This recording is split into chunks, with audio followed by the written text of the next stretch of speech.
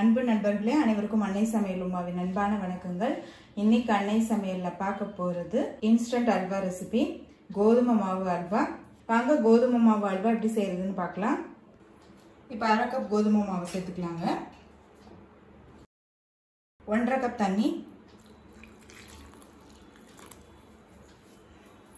இது கட்டி இல்லாம நல்லா கரைச்சிக்கலாம்.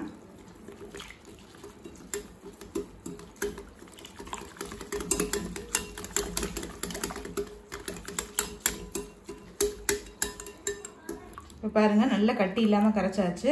உங்களுக்கு கட்டி இருக்க மாதிரி தெரிஞ்சதுன்னா வடிகட்டிக்கோங்க. இப்போ 2 டேபிள் ஸ்பூன் சர்க்கரை சேர்த்துக்கலாங்க. கொஞ்சமாக தண்ணி சேர்த்துக்கலாம்.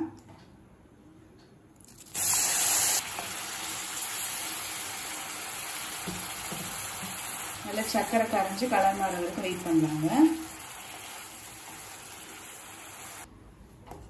பாருங்க, நல்லா மாறிடுச்சு. இன்னும் கொஞ்சம் கலர் மாறணும்.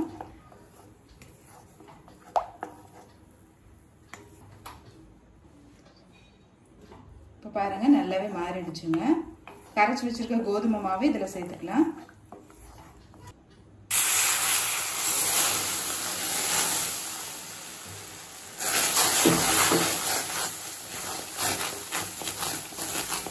கைவிடாம நல்லா கிளறிக்கிட்டே இருங்க.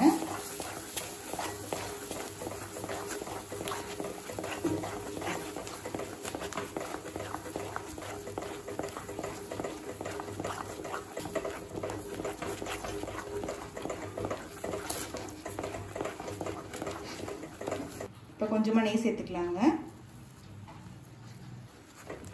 கை விடாமல் நல்லா கிளறிக்கிட்டே இருங்க.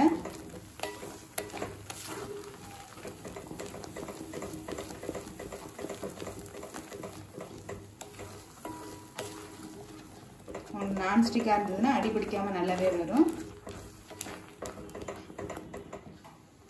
கொஞ்சமாக நெய் சேர்த்துக்கலாம்.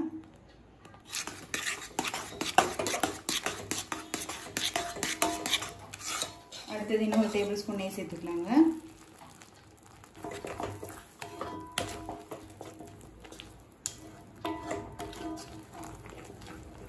பச்சை வாசனை போக கிண்டியாச்சு. அடுத்தது 3/4 கப் சர்க்கரை சேர்த்துக்கலாம்.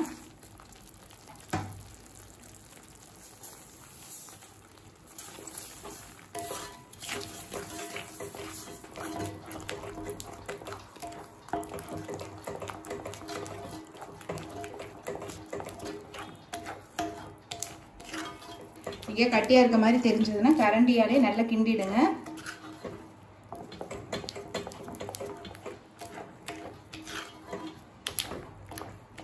கொஞ்சமாக ஏலக்காய் பொடி சேர்த்துக்கலாம்.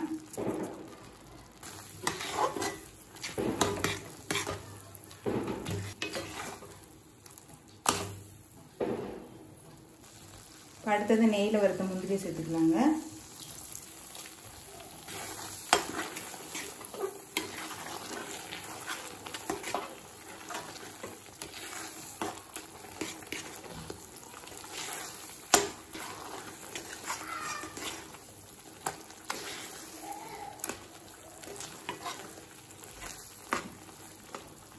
பாருங்க, கடாயில் ஒட்டாம வந்துருச்சு.